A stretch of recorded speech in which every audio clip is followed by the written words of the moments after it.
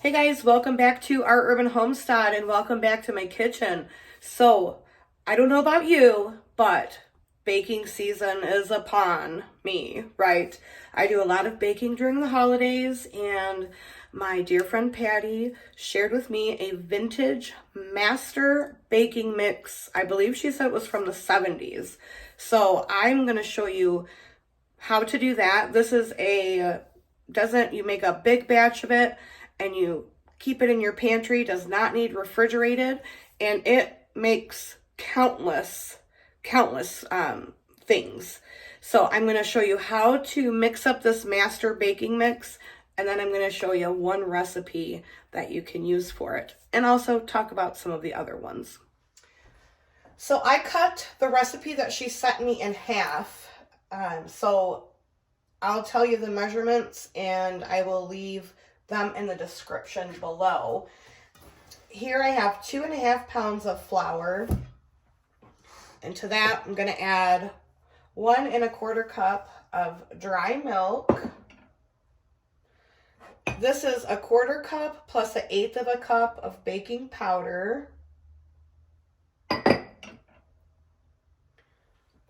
1.5 tablespoons of salt. 1 tablespoon of cream of tartar. 1/4 cup of sugar. And then 1 pound of shortening. So what we need to do first is just kind of mix all the dry ingredients together. So she sent me the sheet for this, and it was very interesting to see the cost of everything back then. Just absolutely unbelievable. I would love to be able to pay those prices today. But you can make biscuits, pancakes, waffles, any kind of cookie you can think of. This is just a wonderful starter for so many different great recipes. All right, so now that everything is mixed, we need to sift all of these ingredients together. So I'm going to go ahead and do that. I won't make you guys watch that because that would be a little bit tedious. And I'll be back once all of that is sifted. All right, guys, so I've got all of those ingredients sifted together. I'm going to add them back into this larger bowl. And I'm going to put the shortening in. I'm going to take my biscuit dough cutter thingy. I don't know what the hell it's called. Anyways, this is what we're doing, guys. If you have a food processor large enough to fit this, you could certainly do that. My food processor is not large enough, however. So I'm just going to continue to mix this in until it's all nice and crumbly and kind of resembles cornmeal. And then I will be back, guys. All right, guys, so it's all combined. That's the consistency you're looking for. If you squeeze it, it comes together. It's kind of like fluffy sand almost. All right, so at this point, this is your master mix, and you store this in an airtight container and just put it on your shelf. I'm gonna read some of the things that you can make with this. You can do biscuits, pancakes, muffins, waffles, gingerbread, drop cookies, coffee cake, oatmeal cookies, and yellow and chocolate cake. I will see if I can post a picture of this at the end of the video. I did think it's interesting, like I was talking about earlier, the prices. So if you were to buy, now I only did half of this recipe. If you were to buy all of the ingredients, double this amount, back then it would only cost you $2.66, which is mind-blowing. Like, you can't even get the flour alone that I used for $2.66. That is wild. All right, so guys, we're gonna make some chocolate chip cookies with this. And to do that, we'll need 3 cups of the mix.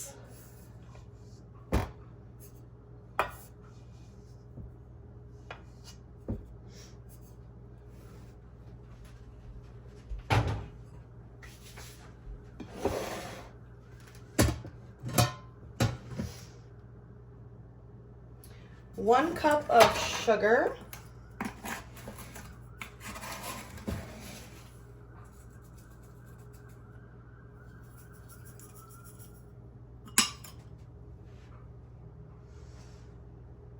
One egg.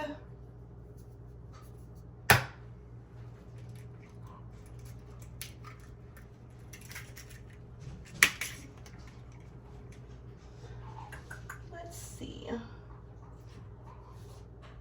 1/3 of a cup of water. Some vanilla.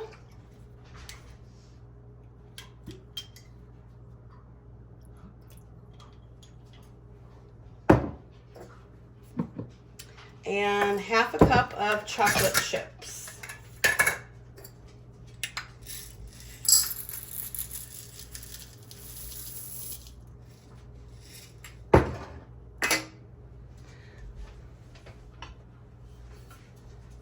Give it a mix.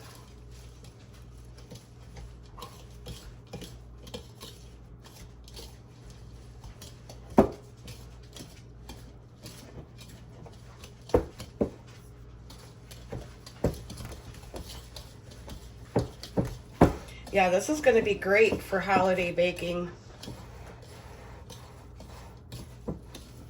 Or just baking in general. You have this already on hand, and then it takes, what, 2 minutes to whip up your kids a batch of cookies? Come on. Or if you're married, your adult children. All right, guys, I'm going to get my cookie sheet, and I'll be right back. Okay, I've got my oven preheating at 350 degrees, and these are drop cookies, so we're just gonna give them a drop.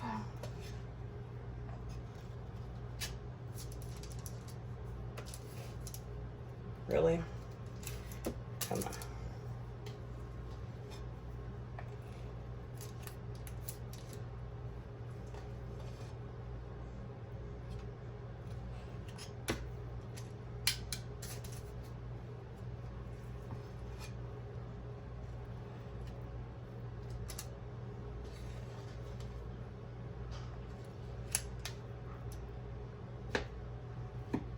It did not come with instructions on how long to bake these, so I will let you know how long they take.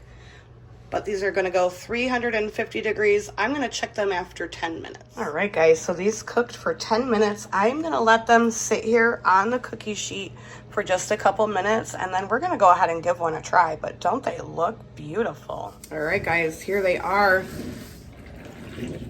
Let's break into one, shall we?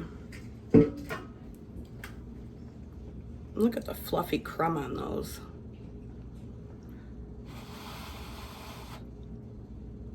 They're hot. I'm gonna burn my face off.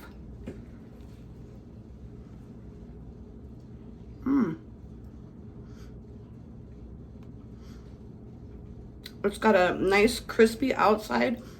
The inside is so tender and wonderful. These are amazing.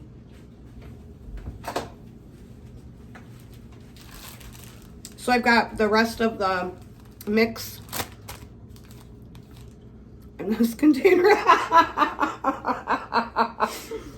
We just got cookie bombed by April. Oh, good. I will obviously use this plastic baggie before I dip into this. But this, you guys, this can this can sit on your pantry shelf. See, that's what happens when your mind is... You don't want it to shit on the shelf. Sit on your pantry shelves for months. Definitely try the recipe. I will, at the very end of this video, put the picture that she sent me so you guys can have the full recipe. Like I said, I cut it in half, and then it will show you all of the things that you can make with it and give you measurements and whatnot for that. So thanks guys for joining me in my kitchen today. I hope you enjoyed this video. Make sure you give it a thumbs up, drop me a comment below, and until next time, abundance and blessings to you. Bye-bye.